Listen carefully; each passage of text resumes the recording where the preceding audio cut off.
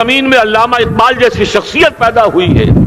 یہ ساری چیزیں جو ہے یہ در حقیقت اشارہ کر رہی ہے کہ یہ ملک مشیت ایزدی کے کسی طویل سلسلے کی ایک کڑی ہے، اور وہ سامنے آ گیا تھا کہ سن 47 میں یہ قائم ہوا ہے، اور پورے 9 مہینے بعد 14 اگست اور 13 مئی 14 اگست سن 47 اور 13 مئی سن 48 پورے 9 مہینے بعد اسرائیل عالم وجود میں آ گیا.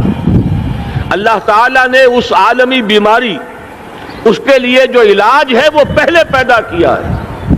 جیسے کہ حدیث میں آتا ہے ما انزل اللہ من دائن الا انزل لہ دوان. اللہ تعالیٰ نے کوئی بیماری ایسی نہیں اتاری کہ جس کا علاج بھی نہ اتار دیا ہو. اور جیسے کہ ماں کی چھاتیوں میں بچے کی ولادت سے پہلے دودھ پیدا ہو جاتا ہے، اس کی غذا کا بندوبست پہلے ہو جاتا ہے، اسی طریقے سے اسرائیل کا جو فتنہ اٹھنے والا تھا اس کی سرکوبی کے لیے پاکستان وجود میں آیا ہے. اور آج وہ مرحلہ آ گیا ہے تاریخ کا ایک عظیم موڑ. آپ دیکھیں گے کہ بڑی مشابہت پیدا ہو گئی ہے. ایک طرف بظاہر امریکہ کی مرضی کے خلاف اسرائیلی وزیر اعظم نیتن یاہو وہ بڑا ایک غرور کا اور بڑے تکبر کا مظاہرہ کر رہا ہے، اور وہ پورا پیس پروسیس جس پر نہ معلوم کتنا وقت صرف ہوا تھا، کتنی محنتیں ہوئی تھیں، کتنے راؤنڈز آف ٹاکس ہوئے تھے، کبھی واشنگٹن میں ہوئے، کبھی اوسلو طرز کا کوئی معاہدہ ہوا ہے، کبھی پھر اور اس کے بعد پیشی ہوئی تھی میڈرڈ کے اندر بھی، لیکن وہ سارا پیس پروسیس جو ہے اس کی دھجیاں کر رہا ہے. وہ وقت بالکل قریب نظر آ رہا ہے کہ یروشلم کے مسئلے پر وہاں بٹی دہک اٹھے گی. اور احادیث نبویہ میں جو خبریں دی گئی ہیں کتاب الملاحم کی احادیث میں معلوم ہوتا ہے کہ اب اس کا آغاز ہونے والا ہے. نیتن یاہو کو امریکہ کے خلاف جانے کا اصل میں حوصلہ کیوں پڑ رہا ہے؟ اس لیے کہ اسے معلوم ہے کہ فرنگ کی رگے جہاں پنجہ یہود میں ہے، چاہے کلنٹن ہو یا کلنٹن کا باپ ہو، یہودی لابی وہاں کی اتنی مضبوط ہے، کانگریس میں اور سینٹ میں ان کا اتنا اثر ہے کہ کوئی بھی وہاں شخص بڑے سے بڑا طاقتور اور بڑے سے بڑا اختیارات کا حامل اسرائیل کی مرضی کے خلاف نہیں جا سکتا. یہی معاملہ یہاں نظر آ رہا ہے. بظاہر تو ناراضگی کا اظہار ہوا ہے، لیکن یہ بات اب تو کھلتی چلی جا رہی ہے. حقیقت یہ ہے کہ یہود اور ہنود کا بڑا گہرا لنک قائم ہو چکا ہے، اور یہ بھٹیاں اب دونوں طرف دہکیں گی. میں اس سے پہلے بارہا کہہ چکا ہوں، ملت اسلامیہ تقریباً 150 کروڑ افراد پر مشتمل ہے، لیکن اس میں سے تقریباً 20 کروڑ عرب ہیں. ان کو اللہ نے خصوصی فضیلت دی تھی. یہ تھے کہ جن کی زبان میں قرآن نازل ہوا. خود محمد عربی صلی اللہ علیہ وسلم عرب تھے، انہیں جو فضیلت عطا کی تھی، لیکن بدقسمتی سے اس دور میں آ کر بھی انہوں نے آزادی حاصل کرنے کے بعد بھی اپنا قبلہ درست نہیں کیا.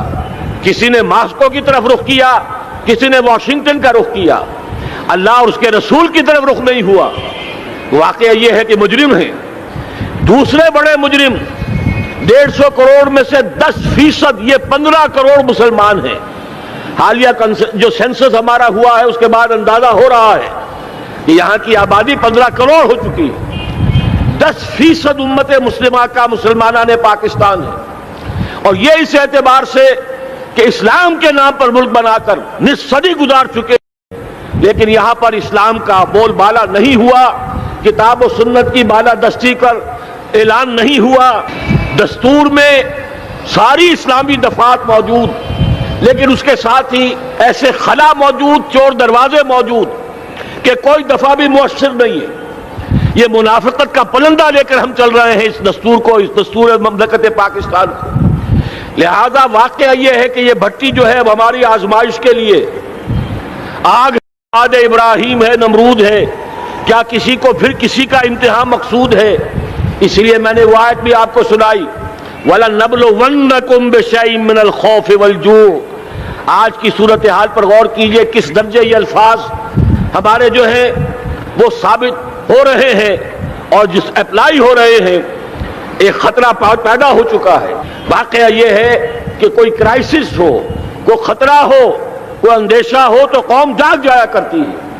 اور اس کے بعد حقیقت یہ ہے اگر ہم نے جرأت کر لی، اور مجھے یقین ہے کہ ہو جائے گا، کچھ لیت و لال ہے، کچھ تاخیر ہے، حکومت کے کچھ اعلانات دو طرفہ سے بھی آ جاتے ہیں، لیکن مجھے یقین ہے یہ دھماکہ ہوگا، یہ مشیت ازدی ہے، یہ شدنی امر ہے، یہ ہوگا۔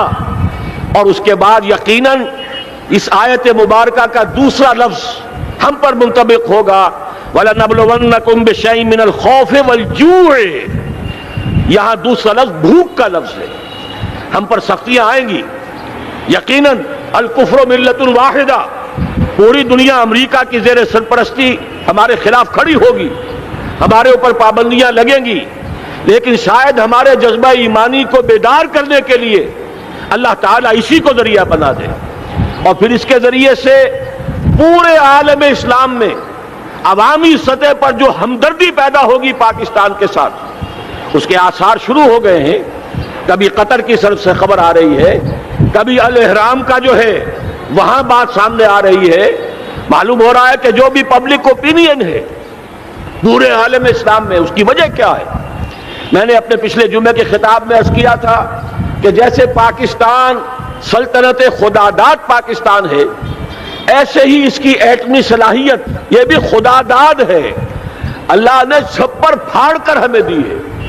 ایسا نہیں تھا کہ ہم نے لیبارٹریاں بنائی ہو، ہمارے سینکڑوں اور ہزاروں سائنسدان ریسرچ میں لگے ہوئے ہوں، نہیں، اچانک اللہ تعالیٰ کی طرف سے ہمیں ایک نعمت غیر مترقبہ عطا ہو گئی ڈاکٹر عبدالقدیر کی شکل میں۔ پھر نہ معلوم کس کس ذریعے سے اس پروگرام کو آگے بڑھانے کے لیے جن پرزوں کی ضرورت تھی، کس کس ذریعے سے وہ پرزے یہاں پہنچے ہیں، یہ بھی خالص خداداد صلاحیت ہے، اور اس کو سمجھ لینا چاہیے کہ یہ ہمارے لیے ایک فرض کفایہ کے درجے میں ہے پوری امت مسلمہ کی طرف سے۔ اس کی وجہ کیا ہے؟ پورے عالم اسلام میں کہیں اور یہ صلاحیت موجود نہیں۔ کچھ ایٹمی دانت نکلنے کا امکان پیدا ہوا تھا عراق میں، آپ کو معلوم ہے کئی سال پہلے اسرائیل کے جیٹس آئے اور اس کی ایٹمی تنصیبات کو تہس نہس کر کے چلے گئے۔ اس کے بعد جو کچھ ہوا ہے خلیج کی جنگ میں، اس کا اگلا پچھلا کھایا پیا سارا اگلوا دیا، اور اس کے لیے جو پابندیاں ہیں شدید سے شدید تر ابھی تک چلی آ رہی ہیں۔ تو اچھی طرح سمجھ لیجئے کہ پورے عالم اسلام میں صرف ایک پاکستان، پوری دنیا میں صرف ایک ملک ہے جو اسلام کے نام پر بنا، پورے عالم اسلام میں صرف ایک ملک ہے جس کے پاس ایٹمی استعداد ہے۔ ان دونوں چیزوں کو سامنے رکھیے تو پھر مشیت ازدی میں مختلف چیزیں جو اللہ تعالیٰ کی اس تدبیر کے اندر موجود ہے، اس کی کچھ نہ کچھ کڑیاں جو ہے ملتی نظر آتی ہیں۔ لہذا اگر یہ معاملہ ہو جاتا ہے تو یقیناً اگرچہ سختی آئے گی، وَلَنَبْلُوَنَّكُمْ بِشَيْءٍ مِّنَ الْخَوْفِ وَالْجُوعِ، لیکن ایک تو یہ کہ اس قوم کے اندر سے انشاءاللہ جذبہ ایمانی برآمد ہوگا، اس قوم کے اندر سے اثار و قربانی کے جذبات برآمد ہوں گے، پورے عالم اسلام کی اخلاقی سپورٹ اسے حاصل ہوگی۔ اور میں یہ سمجھتا ہوں کہ جیسے نوائے وقت نے بھی بہت اچھا کیا، کل یا پرسوں کے اپنے جو سر وقت پر وہ احادیث شائع کر دی ہیں، جن میں سے دوسری حدیث بڑی معنی خیز ہے۔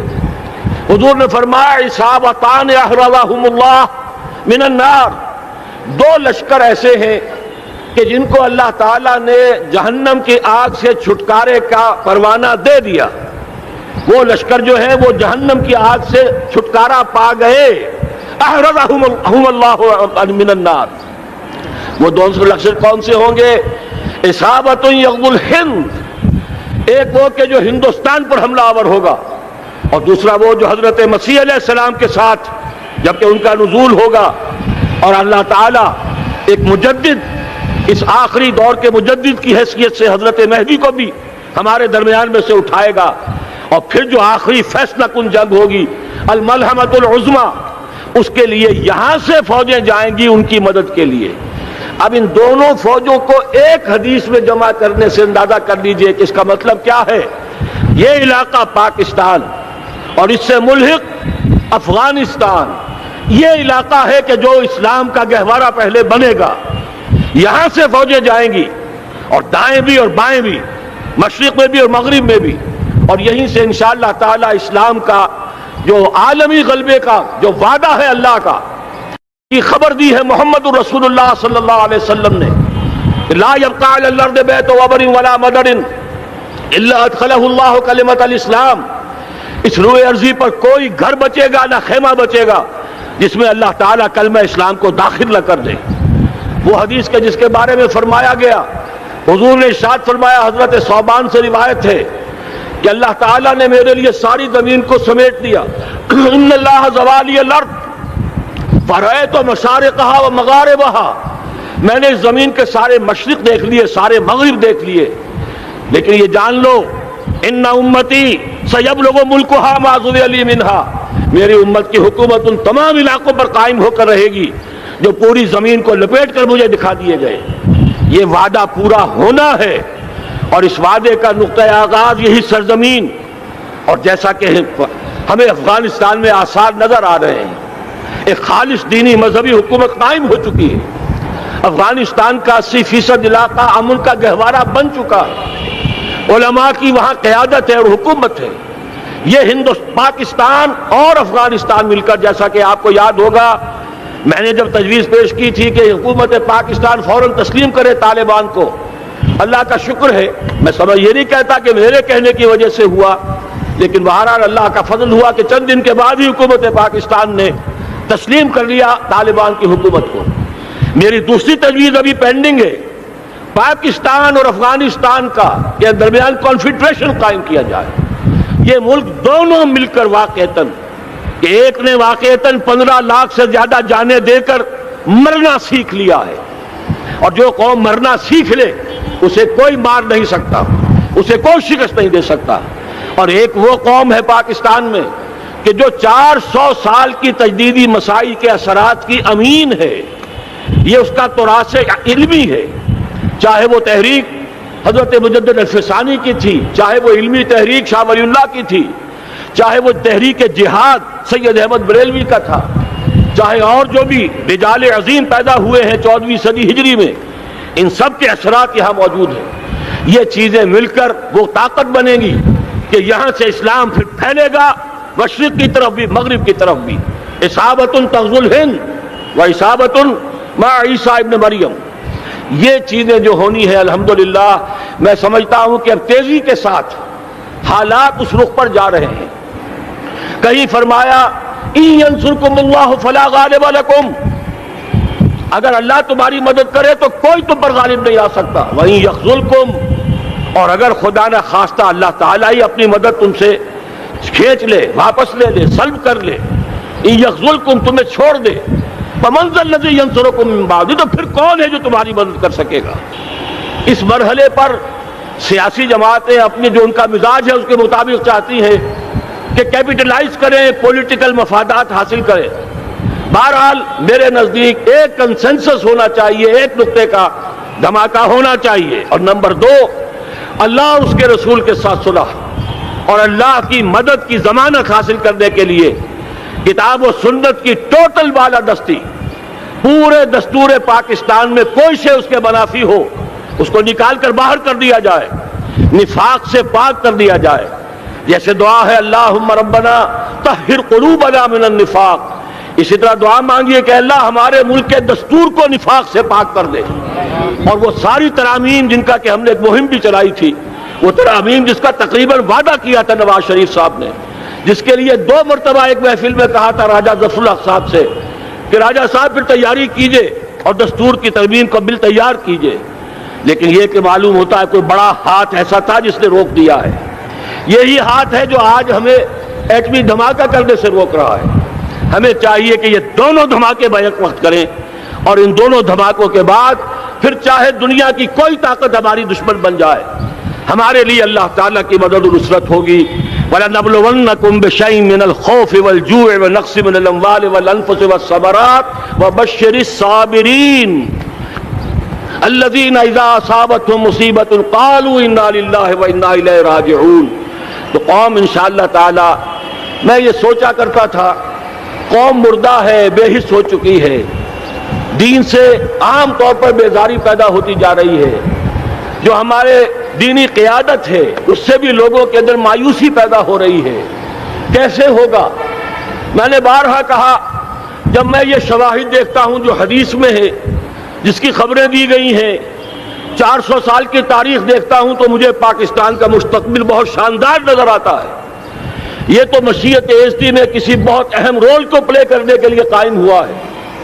جب میں زمینی حالات کو دیکھتا ہوں تو مایوسی ہوتی ہے، لیکن میں یہ سمجھتا ہوں کہ وہ وقت آ گیا ہے کہ جس میں یہ قوم جھنجھوڑی جائے۔ ایک دفعہ کا یہ جھنجھوڑا جانا انشاءاللہ تعالی ہمارے بہت سے دل اندر دور کر دے گا۔ آخر چینی کیا تھے؟ ایک 10 صدی پہلے کے چینی افریقی قوم آج کہاں سے کہاں پہنچ گئی ہے۔ ہمارے اندر بھی چاہیے کہ اوپر راکھ ہے، اندر چنگاریاں ہیں، ان چنگاریوں کے بھڑکنے کا وقت آ گیا ہے، اور انشاءاللہ العزیز اسی ایٹمی دھماکے سے اس پورے عمل کا جو ہے آغاز ہو جائے گا، جس سے یہ سرزمین پاکستان اسلام کا گہوارہ بنے، اور پھر یہاں سے پوری دنیا میں اسلام کے غلبے کی جد و جہد کا آغاز کیا جائے۔ بس میں اسی پر اتفاق کر رہا ہوں۔ اللہ تعالیٰ سے دعا کرتا ہوں کہ وہ ہمارے حکمرانوں کو، اگر تو کوئی تاخیر ہو رہی ہے انتظامی امور کی وجہ سے، کوئی بات نہیں، بہرحال معاملہ ایک اچانک ہو گیا ہے، لیکن مجھے توقع ہے کہ انشاءاللہ وہ دھماکہ ہوگا اور جلد ہوگا۔